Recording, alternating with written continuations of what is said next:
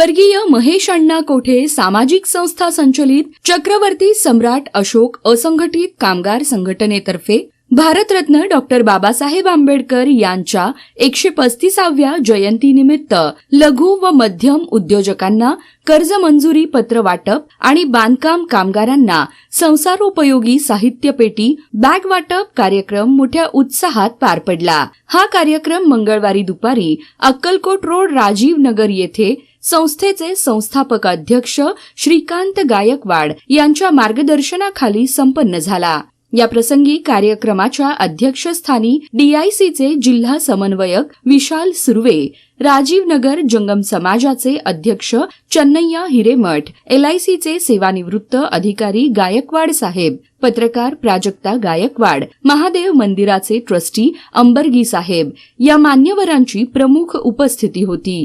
प्रारंभी बुद्धवंदना घेऊन डॉक्टर बाबासाहेब आंबेडकर यांना अभिवादन करण्यात आले।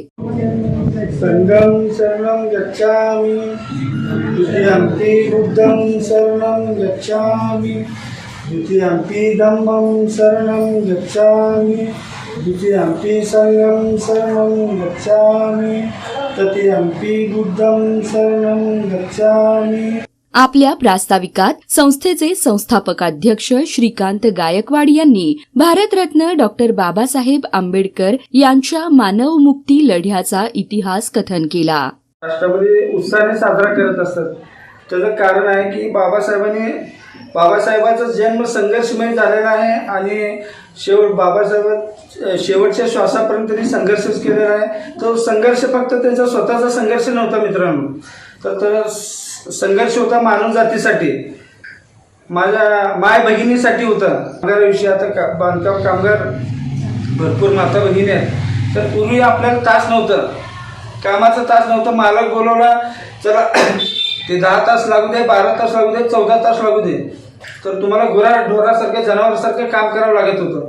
तुम्ही असं काम करून नुकताच चालत असं घरी पडलात तर ते मालकाला उठ म्हणलं, तुम्ही उठल्यानंतर लाथा घालून उठून येत होतं, कारण तुम्हाला त्यांनी पगार देत होतं। पण डॉक्टर बाबासाहेब आंबेडकरांनी संविधानामध्ये अशी तरतूद केली की कामगारांना फक्त 8 तासाच्या वरती नाही, कारण ते पण शेवटी माणूस आहे, त्याला घरदार आहे, संसार आहे, तर त्यांना पण आराम शरीर आहे।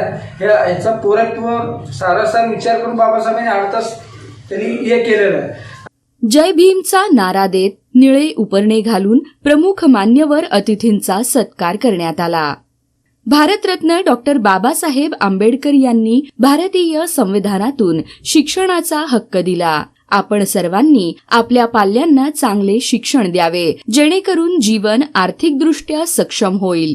नोकरी करण्यापेक्षा उद्योजक बनावे, असे आवाहन डीआयसीचे जिल्हा समन्वयक विशाल सुर्वे यांनी आपल्या अध्यक्षीय भाषणातून केले।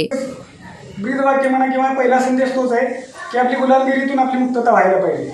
तुम्ही तुमच्या जीवनात किंवा तुमच्या कुटुंबामध्ये तुम्ही साक्षर बनलं पाहिजे। साक्षर बनलं तर तुम्ही काय कराल, कुटुंबाची प्रगती करू शकाल। शिक्षण घेतलं तर तुम्हाला समजेल, आपले अधिकार समजतील आणि आपलं उत्पन्न समजेल, आपल्या कुटुंबाची काळजी घेता येईल। उत्पन्न वाढलं तर आपल्या कुटुंबाचं आर्थिक आपल्याला हे होणारच आहे, म्हणजे तुमचं राहणीमान उंचावणारच आहे। त्याच्यामुळे पहिले शिक्षण हा पाया त्यांनी सांगितलेला आहे। शिक्षणाबरोबर तुम्ही जर शिक्षण घेतलं, तुम्हाला बाकीच्या गोष्टी कळतात, आपले अधिकार कळतात, तुम्हाला चांगल्या ठिकाणी नोकरी मिळायची असेल किंवा तुम्हाला चांगल्या पदावरती पोहोचायचं असेल, एखादा अधिकारी बनायचं असेल, IAS असेल, MPSC मधून तुम्हाला एखादा चांगला ॲडमिनिस्ट्रेटिव्ह लेवलचा ऑफिसर बनायचं असेल तर ते आपण करू शकतो। या प्रसंगी महिला भगिनींची उपस्थिती लक्षणीय होती। त्यांच्या चेहऱ्यावर आनंदाची छटा दिसून आली। पत्रकार प्राजक्ता गायकवाड यांनी आभार मानले।